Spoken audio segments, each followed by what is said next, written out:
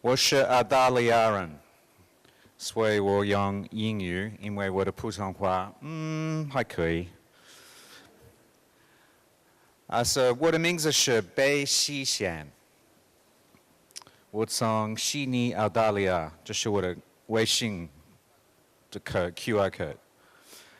A little bit about me. 26年在广告公司，我是媒体人 not creative. So I would recommend to clients where to spend their money to reach their consumer. 他们的用户或者他们的 customers.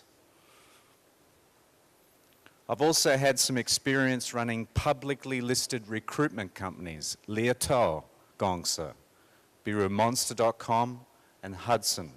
So helping companies find people. And for the last 8 years, I've been a 投资人, angel investor with my own money, as well as a board director and advisor. So I help many companies on the board of companies and personally have more than 20 investments. Happylatte is one of my interests. China Accelerator is another group in Shanghai. If you haven't heard about it, it's an incubation program.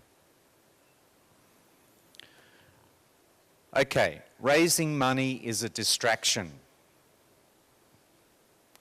Has anyone in this room tried to raise money? Put your hand up. 1, okay, 2, 3. Raising money takes you away from your business. It defocuses you from focusing on your business because you're worried about raising money. So only raise money if it's going to help you accelerate the growth of your business. Otherwise, just focus on your business.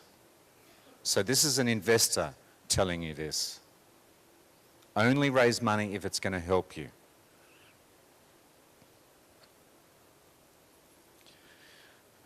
That's the attention span of a totsuren, less than a goldfish. And it's getting less, so you have a very short time to grab their attention before they mentally move on to something else. If you are going to raise money, then make a list of the people that you would like to have as an investor. You know, what do you want from them? Write down why you want them. So if you want Lei Jun from Xiaomi, why do you want Lei Jun as a potential investor in your business? Is it because it's going to help you hire people? We have, you know, Jack Ma as an investor. That's going to help you hire people. Is it because it's going to give you access to users, for example, Tencent? Is it going to help you attract other investors? Or does it give you access to other platforms or markets? This is one of my things that I don't like. Make it easy for people to find you. I've put up here, unfortunately, 是外国人, but 他住在北京. 这是他的 LinkedIn profile. 很多人不用 LinkedIn properly. But Toby has in his contacts, if you go to his profile, he has his email address, his Skype address, his mobile phone number, Twitter link, and importantly, his WeChat, his Weixin link. It is easy for people to find him. And he has a link on the right-hand side there to his company. So for a 投资人, 很容易发现他. 但是很多人 make it 很困难, really difficult.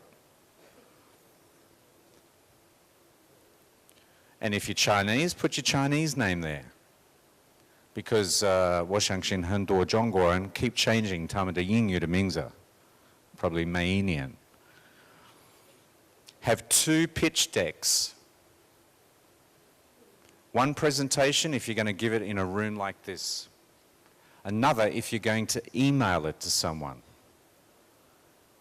And be creative, use Wei Xin. I've put up there an example of a startup company, 一个创业公司在上海, run by Andrew Ballon. He sent me his investor presentation, a video on WeChat. I can then share that with other people very, very easily. And it's done in less than a minute. So very, very convenient. Templates for presentations. Google recently released a template to put a pitch presentation together for startups. That's their list there.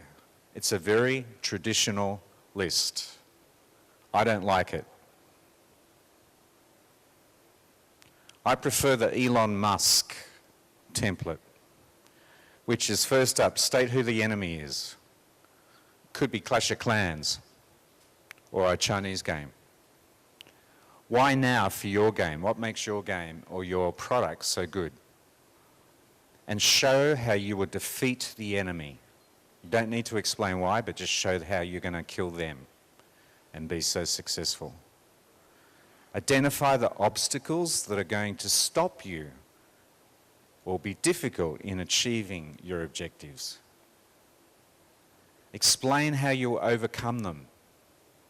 So this is 我们的目标, and this is how we're going to overcome with our plan. And give evidence that you can actually deliver. That's one of the key things I look at. If I don't think the team has the capability, I'm not going to invest. So give evidence that you can actually deliver what you say you can. And most importantly, how much money do you need? The biggest mistake that every game company that's ever pitched me makes is underestimating how much money they need to acquire users. If you've got an established game, Tencent, Sun Liuling, Alibaba, Baidu, Apple, Google Play are all going to take 30% of the top line, 30% at least. You will then spend at least another 5% acquiring users. So you might only be left with 5% or 5% of the top line revenue. So don't underestimate how much money you need.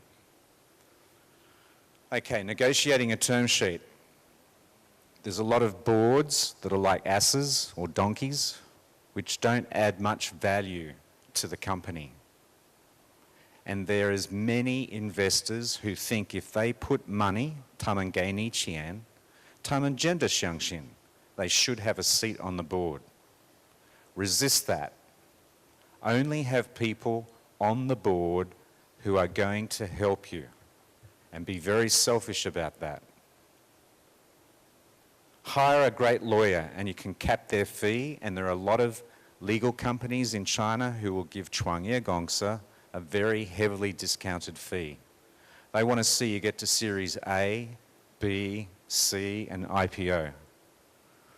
Hire a qualified CPA accountant because you're going to have to go through some due diligence. And try for as long as you can to avoid a preference share. Preference shares give the investor rights over your ordinary shares. Liquidation preferences. I'm going to give you an example of a recent one that I had to negotiate against. And that was where the incoming investor in Series B, for every $1 they put in, they wanted the company to be worth at least 4 times that if there was an exit. So if they put in 10 million, they wanted at least 40 million for the company to be worth at least 40 million, and then everybody else would get their money after that. That was way too high, way too greedy. Vesting of founders' shares. Some investors, so you've started your business, you've been at it for 3 years or 2 years, you've built a good business. A new investor comes in and they say, founders 1 and 2, you've got 60% of the shares at the moment. We want to wind that right back to zero and start vesting again over the next 4 years. That is unfair. And if you've got a good lawyer and a good advisor, they can fight that. Non-compete. How many people have signed an employment agreement in this room which says you will not compete against another company if you leave? Okay. Do you know that it's unenforceable if it gets to court? So it's a complete waste of time. The only way a company can make you not compete is to pay you. So if you leave a company and they want you to not compete, they have to pay you for the period to not compete. I've had some non-compete clauses which are 6 months. So they pay you for 6 months not to compete. And that is true in Chinese courts. Maintain management control. Jack Ma from Alibaba, Ma Yuan, is one of the best people I know of that has maintained management control over his business. When he IPO'd, I think he had maybe 12 or 15% equity, but he had management control of the company, not the investors. And the last one, set a deadline for closing. Again, with one of my companies, we set a deadline recently for an investor. They missed that deadline. And were begging us to extend, but it was a reasonable deadline. So don't be afraid to walk away if you think it's the right thing.